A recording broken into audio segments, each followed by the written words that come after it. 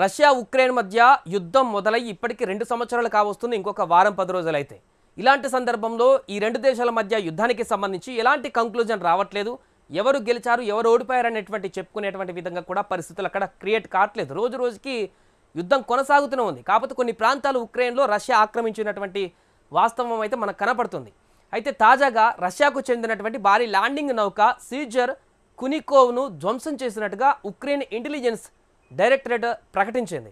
ఈ దాడి క్రిమియా జిల్లాలో జరిగినట్టుగా వెల్లడించారు. ఈ మేరకు ఒక వీడియోను కూడా వారు విడుదల చేశారు. ఈ నౌకపై మాగూరా V5 శ్రేణి సముద్ర డ్రోన్లతో స్పెషల్ ఫోర్స్లోని యూనిట్ 13 దాడి చేసినట్టుగా తెలిపింది. దీంతో ఆ నౌక మునిగిపోవడం మొదలుపెట్టింది.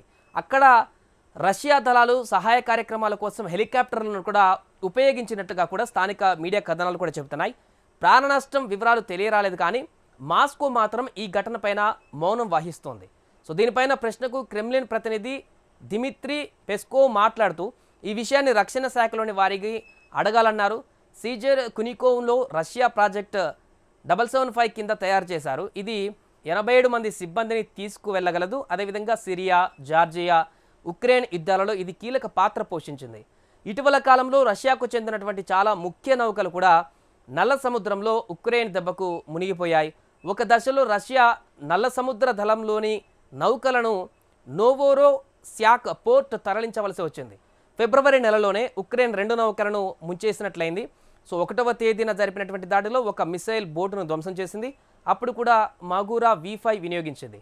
గతంలో జెట్ స్కీల్లో వాడినటువంటి వాటితో ఉక్రెయిన్ ఈ సముద్ర డ్రోన్లను అభివృద్ధి చేసింది. వీటిని రిమోట్ కంట్రోల్ సాయంతో విడిగా లేదా గుంపులుగా కూడా వినియోగిస్తుంది. సో దీంతో దానికి ఈ రకమైనటువంటి పరిస్థితులు ఏర్పడుతున్నాయి. సో ప్రస్తుతానికైతే ఇక్కడ జరుగుతున్నటువంటి యుద్ధం ప్రాసెస్లో అయితే ఉక్రెయిన్ సరికొత్త టెక్నాలజీలతో నల్ల సముద్రం మీద రష్యా నల్ల సముద్రం మీద దళం భారీగా దెబ్బతినడంతో ఉక్రెయిన్ ధాన్యం ఎగుమతుల కారిడార్ కూడా సాధ్యమైందంటూ కూడా పేర్కొన్నారు. సో ఏదేమైనా కూడా యుద్ధంలో అయితే ఉక్రెయిన్ నల్ల సముద్రం పైన కొంత ఆధిపత్యం చలాయిస్తుంది డ్రోన్ల ద్వారా అనేటువంటి విషయం అయితే కనిపిస్తుంది. రష్యా దీని ఏ రకంగా అడ్డుకట్ట వేస్తుంది, ఏ రకమైనటువంటి వ్యూహాన్ని పన్నుతుందనేది చూడాల్సిన అవసరం ఉంది.